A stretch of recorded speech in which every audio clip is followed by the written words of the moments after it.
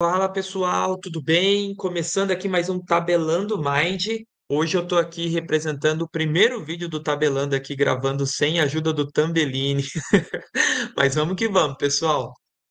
Hoje no Tabelando Mind, para quem não conhece, Tabelando Mind é um programa que a gente tem aqui dentro do canal do Tabelando com o Tambellini, onde a gente constrói um mapa mental sobre um determinado tema que gira em torno do nosso mercado, né, de crédito e cobrança. E para hoje eu vou ter um convidado super especial, que eu já vou colocar ele aqui na tela para a gente poder conversar. Mas antes disso, vamos rodar a vinheta.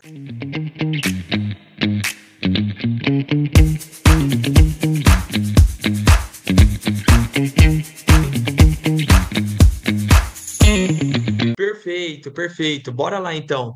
Quero chamar aqui o Bernardo Meirelles, da Clave, diretor comercial da Clave. A Clave, que é uma das empresas aí que está sendo pioneira no Open Finance, trazendo muita novidade legal em relação ao que a gente pode aprender sobre o Open Finance.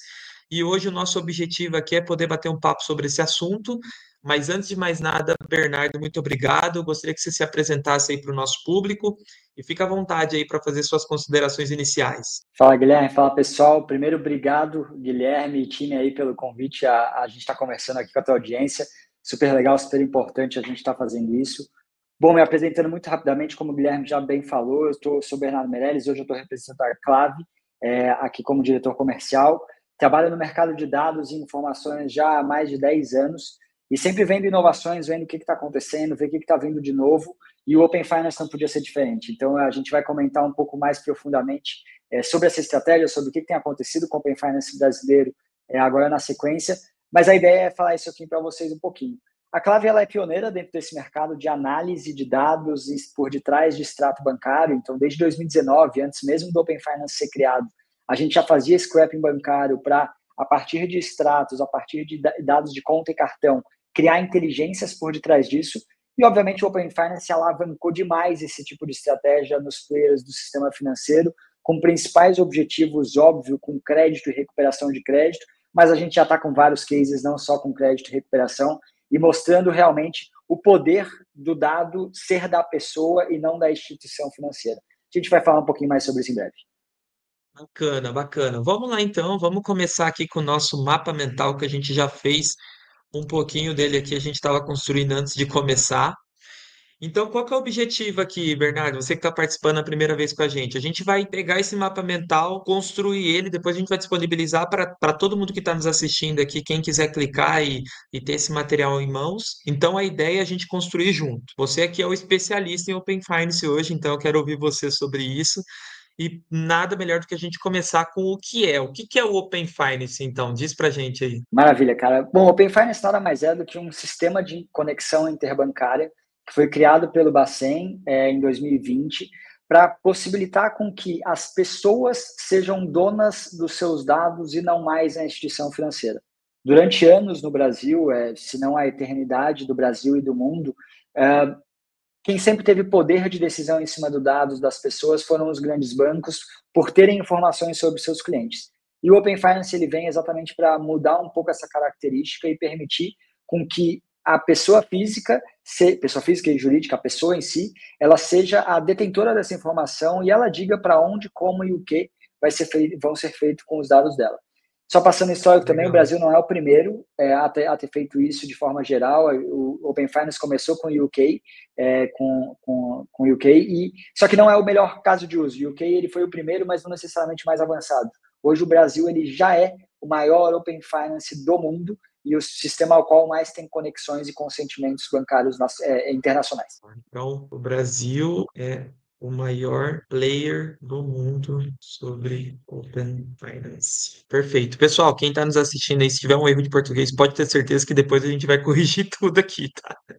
Então, ó, vamos lá, recapitulando aqui o nosso mapa mental, então. Então, a gente sabe que é o sistema de conexão interbancária, em que dá poder para que as pessoas são donas aí dos seus dados financeiros e não os bancos.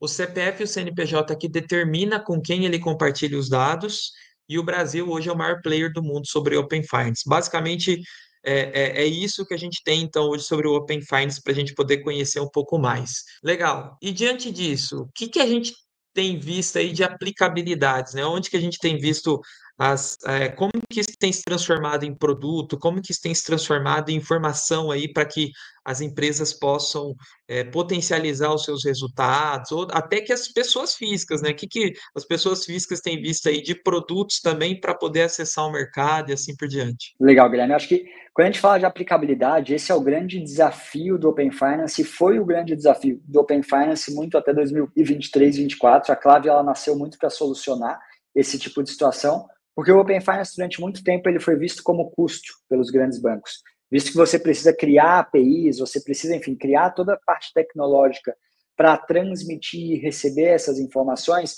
Só que a grande dúvida sempre foi, ok, como e para que eu uso essas informações? Por que isso aconteceu durante muito tempo, entre 2020, que foi o início do Open Finance, até 2023? Porque não existia uma padronização dos dados anterior a 2023. Em 2023, o Banco Central ele entrou com uma resolução e com uma visualização muito mais forte de padronização e higienização desses dados e permitiu com que começasse a ser gerado muito mais inteligência. E foi quando efetivamente o Open Finance ele deu um boom. Antes de 2023, o Open Finance ele já era utilizado não diretamente no quesito dados, mas muito no quesito pagamentos. Para quem não sabe, o Pix é dentro do Open Finance.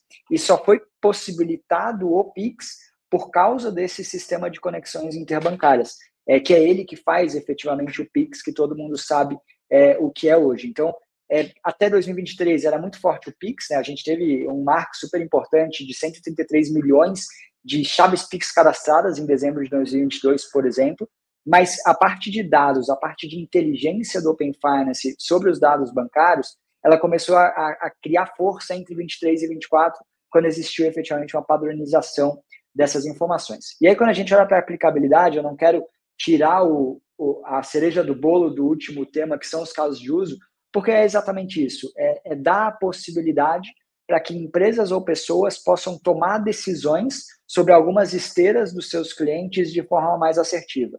Vou dar um exemplo que para crédito e cobrança é um dos exemplos mais comuns que a gente vê. A grande dificuldade de você determinar renda para um autônomo, por exemplo, para um diarista, para um motorista de aplicativo. Muitas vezes você não consegue, você vai lá, vai consultar um birô, esse birô ele não tem muitas informações sobre essas pessoas, por exemplo, e muitas vezes você acaba tomando uma decisão falha olhando para esse tipo de dado. O Open Finance ele vem solucionar isso, porque basicamente a gente consegue ver todas as entradas e saídas financeiras de uma determinada conta e com isso dá a capacidade de desenvolver variáveis, de desenvolver scores de forma muito mais assertiva e com os dados observados, diferente de muitos outros dados no Brasil que são dados estimados. O Open Finance não, ele sempre vai ser um dado observado devido àquele dado direto das contas bancárias ou enfim da conexão interbancária das pessoas. Legal, bacana. Então, esse um dos grandes desafios que a gente está percebendo aqui, que ele é um contraponto aos birôs tradicionais, porque ele acaba mostrando aquelas movimentações nada oficiais que a gente não vê diretamente nos birôs tradicionais, né? Como a renda daquela pessoa que muitas vezes é um representante comercial, que muitas vezes não está passando ali aquela renda que ele está fazendo, ou até como que eu vou dizer? Não é representante a palavra certa, mas as promotoras, por exemplo, promotoras de venda Jequiti, venda Avon, ou seja, essas pessoas têm uma renda que é formada e o birô tradicional muitas vezes não consegue compilar isso. E sabe de uma coisa também, ô Bernardo? Eu não sei se você já tem dados sobre isso, né? Mas uma dor que a gente percebe no mercado em relação a todos os birôs, tá? Acho que isso é padrão de todo mundo, que é o tal da renda presumida, né? A renda presumida e o faturamento presumido das empresas. Eu entendo que talvez essa seja uma das aplicabilidades que o Open Finance tende a resolver de alguma forma, não? Ele é uma das primeiras que todo mundo enxerga, tá, Guilherme? E aí, te passando Tá. números por detrás disso, a gente fez uma análise literalmente comparando renda média de birô com renda que a gente observa pelo Open Finance e com os dados do IPEA. Só para você ter uma ideia, hoje, quando a gente olha para a população Brasil, a renda média de um birô é em torno de R$ 2.000. A renda média que o IPEA diz para a população é de R$ 3.148, por exemplo. A renda que nós, com o Open Finance, chegamos é uma renda de aproximadamente 3.050. Ou seja, você está dando de 2.000 com o Birô, de 3.050 com o Open Finance, de 3.148 para o IPEA. Muito mais próximo, efetivamente, da realidade e, óbvio, isso auxilia muito na tomada de decisão direta de uma sessão de crédito. Legal demais isso daí, viu? Porque realmente, quando a gente vai conversar no mercado, a gente percebe que existe um gargalo muito grande sobre isso. E o pior de tudo é que muitas vezes isso é um balizador para a concessão do crédito, principalmente, né? Porque há muitas empresas hoje, principalmente aquelas que não têm talvez toda uma maturidade, eles acabam concedendo o crédito com base naquele limite presumido que vem do Peru. E muitas vezes pode ser que está perdendo oportunidade, ou pode ser até que está assumindo um risco que está no invisível, não está conseguindo ver. Muito legal isso mesmo. É isso aí, Bom, vamos exatamente. lá. Vamos continuar aí. Quais são os dados que estão disponíveis assim dentro hoje do Open Finance? Porque você disse que, querendo ou não, o Open Finance, ele é pelo que você me disse, basicamente quase todo mundo tem as mesmas informações, mas a forma de produtizar isso é totalmente diferente de uma empresa para outra, né? Que eu acredito que é uma das coisas que a Clave acaba fazendo aí no mercado. O que que tem de disponível hoje e como isso tem se transformado em produto? Perfeito. Acho que é exatamente isso. As APIs do Open Finance elas são abertas para todos os players regulados. Então, todo mundo que é regulado pelo Banco Central, ele pode acessar essas APIs diretas pela licença de ITP, por exemplo, que é a licença que a Clave detém hoje. Só que são dados extremamente brutos. E aí, te dando exemplos desses dados, o que são eles? São dados cadastrais desse banco que há o compartilhamento, então desde nome, contato, telefone, e-mail, endereço, patrimônio informado, informações de Sim. vínculo empregatício e documentos, por exemplo. Uma outra linha das APIs são as linhas de conta, ao qual literalmente você vê o saldo em conta, você vê linha a linha das transações do seu extrato bancário, limite de cheque especial e informações dessa conta. O que são linhas de conta? O que é possível ver lá dentro? Legal. Quando eu quiser linha de conta, pode colocar aí, na verdade, saldo, limite de cheque especial, Saldo, legal. limite de cheque especial, transações, ou seja, que são as linhas das suas transações bancárias, e informações da conta como um todo. Então, qual é a agência, conta, etc. Pronto. Qual que é a outra classe de informações? Depois a gente vai para as informações de cartão de crédito, ao qual a gente analisa fatura, então fatura aberta ou fechada e valores dessas faturas, Tá. transações, Deixa eu anotar aqui. Então, informações de cartão de crédito, transações do cartão. O que mais tem, então? limite do cartão de crédito, Tá. informações desse cartão, como por exemplo, 4 últimos dígitos dele, e os pagamentos, ou seja, se essa pessoa tem fatura em aberto ou não. Legal, legal. Bacana. Quais são as Boa. outras linhas de informação? Depois a gente vai para operações de crédito, Legal, e aí bacana. na linha de operações de crédito, a gente vai ter tipo de empréstimo ativo e inativo, e aí só te dando exemplos: financiamento, empréstimo, adiantamento a depositantes, direitos creditórios, etc. Legal. Parcelas que existam por trás dessa operação e pagamentos. Eu acho que boa parte do pessoal deve estar perguntando agora, porque querendo ou não, vou para o lado do PJ, tá? Querendo ou não, dentro do PJ a gente tem um SCR, que também tende a ter algumas informações semelhantes. O que diferencia eu acessar diretamente o Open Finance e acessar diretamente um SCR hoje? Ótima pergunta. A visão do Open Finance ela é mais profunda do que a visão do SDR, do SCR, te dando visão de set, te dando visão de parcelas em aberto, etc. Então, ela é muito mais profunda e ela não é Tá? apenas para as operações de crédito. Esse é o benefício do Open Finance. Qual é o Ah, malefício do Open entendi. Finance perante ao SCR? O SCR ele pega do indivíduo. O Open Finance ele pega do banco compartilhado. Então, enquanto o SR ele acaba tendo mais abrangência de forma direta pelo indivíduo, o Open Finance ele tem mais profundidade daquele banco. Tá, entendi, perfeito. Bom, vamos continuar aqui, já que a gente está falando aqui. O que mais tem de informações lá dentro? Investimento, Investimentos. e aí a gente vai ter tipo de investimento, e aí, óbvio, né, renda fixa, variável, tesouro, fundo de investimento, etc. Legal. Detalhes desse produto, como vencimento, tipo, periodicidade, emissor, posição e transações. Nossa, é bem completo mesmo, hein? Bastante. E aí, Tá. último, mas não menos importante das APIs atuais, é a parte de câmbio, Câmbio. onde a gente vê as operações em si, detalhe da operação e quando ocorreu esse evento. Um dado importante que a gente não comentou lá em cima, hoje, quando se trata de Open Finance, quanto que eu vou colocar aqui no que é, até para a gente voltar um pouquinho aqui, porque eu acho que essa parte de informações acho que está bem completa. Até os dados cadastrais, se você for ver, tende a ser um grande benefício, porque ninguém coloca, é muito difícil a pessoa colocar dados que não são realmente deles lá dentro da parte cadastral do banco. Então, acho que isso Com ajuda certeza. muito. Quando se trata do que é, a gente está falando hoje, nesse momento, 8/7/2025 aqui.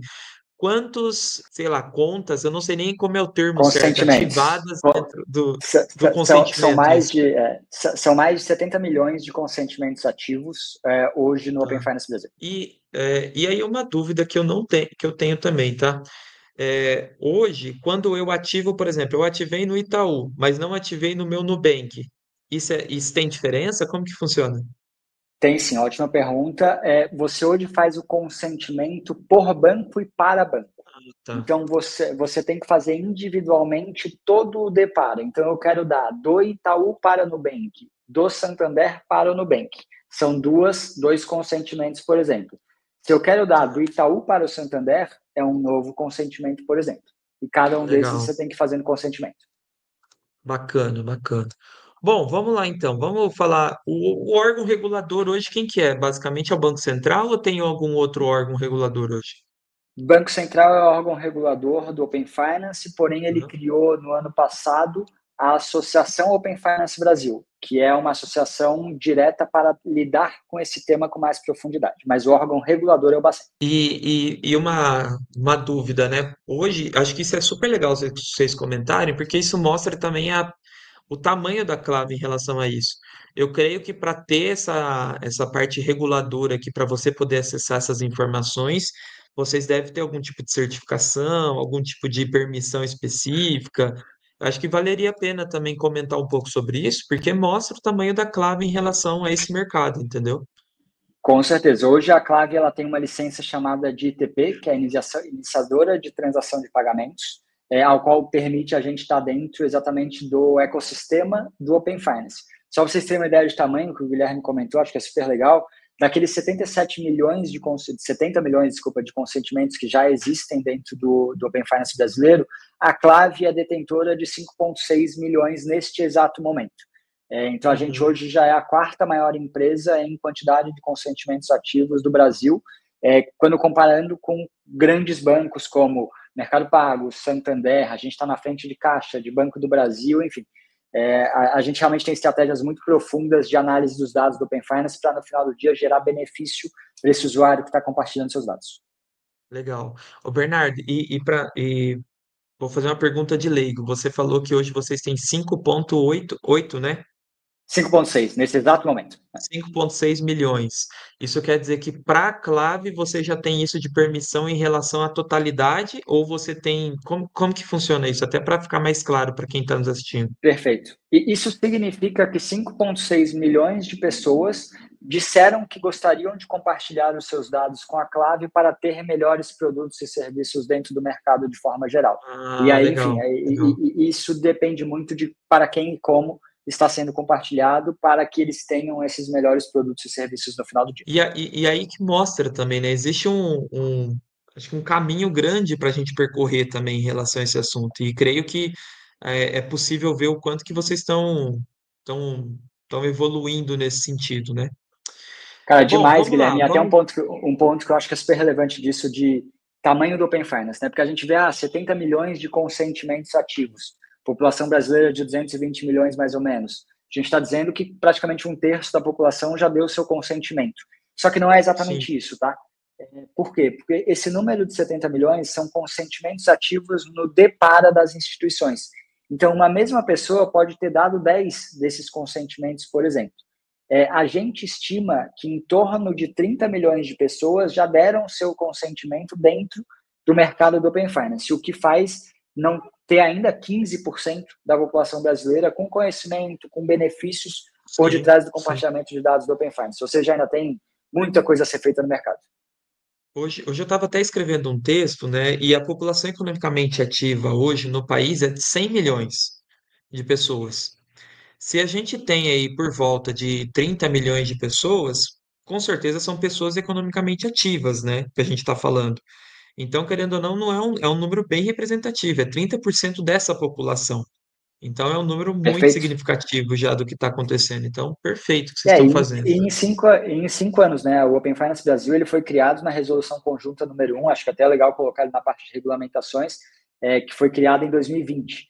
Foi a resolução que criou efetivamente essa visão como um todo. Resolução conjunta. Conjunta número 20.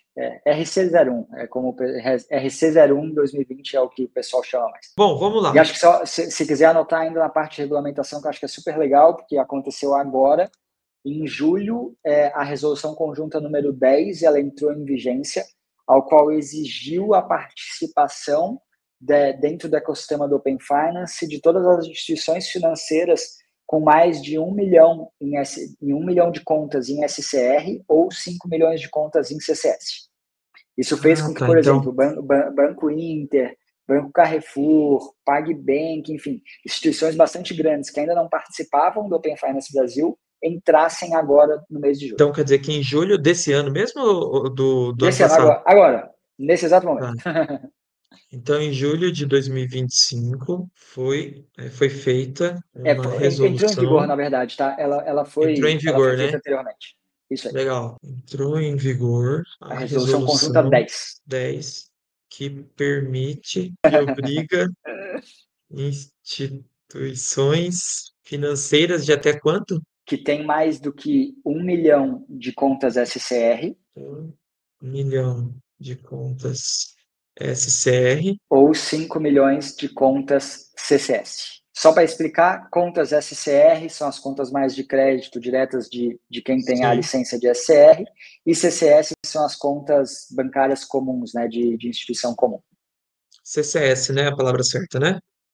Isso aí. Exato. Pô, isso é legal demais. Bom, vamos agora aqui partir já para a parte mais final e prática do nosso bate-papo aqui. Não que o resto não tenha sido prático, mas agora a gente vai ver no dia a dia mesmo, né? Quando se trata de crédito, que caso de uso a gente tem visto mais aí no dia a dia com o Open Finance? É super legal. Assim, crédito tem os casos simples e diretos de application and behavior no que diz respeito a score. Assim, são os casos mais clássicos. Mas a gente já está vendo muita aplicação também em políticas. Desde a visão de renda, como a gente falou anteriormente. Application Isso, Behavior Score, aplicações em políticas de crédito. isso. E aí um exemplo é renda, etc. E outras aplicações de política são, por exemplo, datas de melhor dia de cobrança. Enfim, são diversas variáveis daí que a gente foi criando para Tá. políticas de Vamos colocar em crédito. cobrança aqui, então. Porque realmente, você vê que dia que tem mais dinheiro na conta, né? Essa seria a forma fácil. A Sim. gente tem feito um cruzamento entre dia com maior entrada financeira no histórico versus dia com menos saídas essenciais. Escola, educação, etc. Porque é literalmente o dinheiro, entre aspas, livre dessa pessoa. Pô, bacana demais. O que mais em cobrança? Eu também vi que vocês estão fazendo alguns collections também, né? Exato. Na parte de collection direto, tanto dado cadastral, a gente sabe que isso é uma grande dor para o mercado de collection, mas a gente tem trabalhado muito com a parte de monitoria de saldo em conta também, para criar alertas e aí para aquela pessoa que obviamente não é uma devedora contumaz, para que ela somente seja cobrada quando ela tiver capacidade de pagamento e não ter aquele processo de cobrança de puta todo dia, alguém te ligando, te cobrando aquele dinheiro. A gente tem monitorado para, no momento que essa pessoa tem capacidade financeira de pagamento, ela ser acionada dentro do processo de cobrança. Bom, para cadastro de identidade, o que vocês têm feito atualmente? Cara, basicamente a parte de QIC antifraude, como é que funciona esse processo, né? Como algum banco, alguma instituição financeira grande ou regulamentada pelas partes de QIC, antifraude, etc., já fez o teu QIC dessa pessoa, já fez OCR, já fez documentoscopia, já fez face match, por que gastar de novo? Então tem sido muito utilizado a conexão do Open Finance para diminuir gastos com processos antifraude. Porque se eu consigo conectar essa conta, significa que eu sou o detentor dessa conta e que eu sou essa pessoa efetivamente. Então, tem diminuído muito o custo para as companhias fazendo isso. Só que, de novo, o Open Finance ele é benefício para o usuário. Esse benefício é o benefício para a instituição financeira. No lado do usuário, a gente tem visto um benefício muito forte de diminuir a quantidade de campos a serem preenchidos em um cadastro. Quantas vezes, né? A gente já ficou, 5 minutos preenchendo um monte de campo, tirando foto do rosto, foto do documento, blá, blá, blá, blá, blá, para fazer um cadastro que hoje pode ser feito em 25 segundos com uma conexão de Open Finance, por exemplo. Sim. E querendo ou não, há uma perda gigantesca de gente que para esse processo e não volta mais, né? Então você consegue também automaticamente aumentar isso. E deixa eu entender, então, dentro do Open Finance é possível ter compartilhamento desse processo de biometria, OCR, todas essas etapas, assim, como que funciona isso? Você não compartilha o processo nem os dados que Sim, foram feitos para a tomada de decisão. Só que a partir do sim. momento que esse cliente ele foi aprovado nesta instituição, significa que ele passou por todo esse processo. E quando você faz a Legal. conexão quando você faz a conexão do Open Finance, basicamente você está se autenticando no banco que você vai passar os dados, então você tem que aprovar dentro do aplicativo do banco que você está passando o dado, e isso obviamente está comprovando que você tem acesso àquela determinada conta. Uma curiosidade, para quem tem o CDC, por exemplo, aquele crédito próprio da própria instituição ali, que pode ser do varejo, alguma coisa do tipo, isso tende a ajudar também de alguma forma ou não? Muito, muito. Assim, o Open Finance a gente tem visto tendo grande uso, Guilherme, para todo mundo que tem processos de cessão de crédito para não seletistas, digamos assim. O CLT, querendo ou não, como a gente estava falando lá em cima, os birôs têm muita informação. Então é mais fácil você ceder crédito para essa população. Agora, a grande massa da população, ela não é seletista. Hoje a gente tem mais ou menos 60 milhões de pessoas seletistas no Brasil. A grande massa não é isso. Então, poxa, você entender essas pessoas e poder ceder crédito para elas com informação e com decisão correta, no final do dia, isso faz com que a taxa de juros dessa pessoa diminua, que é o grande objetivo do Open Finance, é poder dar para a população melhores produtos e serviços com taxas inferiores a partir do momento que essa pessoa que está essa empresa que está te cedendo crédito tem mais informação sua. Bom, vamos lá então. Falando um pouco de inteligência comercial, eu vi aí que a gente também já notou algumas coisas até antes da gente começar aqui, mas tem a questão da criação do perfil real do consumo dessa pessoa, né, que você disse, e como que você tem visto um cenário de hiperpersonalização em relação essa oferta? É exatamente você conseguir criar as análises de quem é essa pessoa, o que ela faz, com quem ela fala, enfim, situações como essa, né, com que ela está gastando, o que ela fala, não, mas como que ela está gastando, para que você crie melhores ofertas e serviços para com essa pessoa. Então, poxa, ela gosta de viajar, ela gosta de ir bons restaurantes, você já sabe que você vai ter uma oferta mais premium. Ou, poxa, não, você vê que ela vai muito ao supermercado, mas ela só gasta com gastos essenciais de educação e alimentação. Poxa, você vai ter um outro tipo de oferta para essa pessoa. Então, você hiperpersonaliza a partir do consumo que essa pessoa tem. Perfeito, perfeito. Cara, sensacional. O nosso mapa ficou bem completo aqui. Acho que o pessoal vai conseguir, olha, só vai conseguir tirar bastante informação daqui para aprender um pouco mais sobre o Open Finance. Depois a gente vai mandar isso daqui para o pessoal também que está nos assistindo. Quem quiser assistir, vai estar aqui na descrição desse vídeo, esse mapa mental. Deixa eu tirar ele da tela aqui.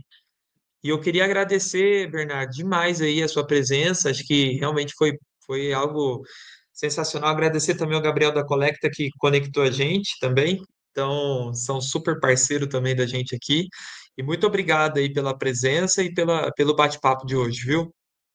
Imagina, Guilherme, obrigado a vocês, obrigado aí ao Tabelando com o Tabellini, foi super legal também. Obrigado, Gabriel, por ter feito essa conexão entre nós. É um prazer a gente estar compartilhando sobre como o Open Finance está e o que a gente tem visto.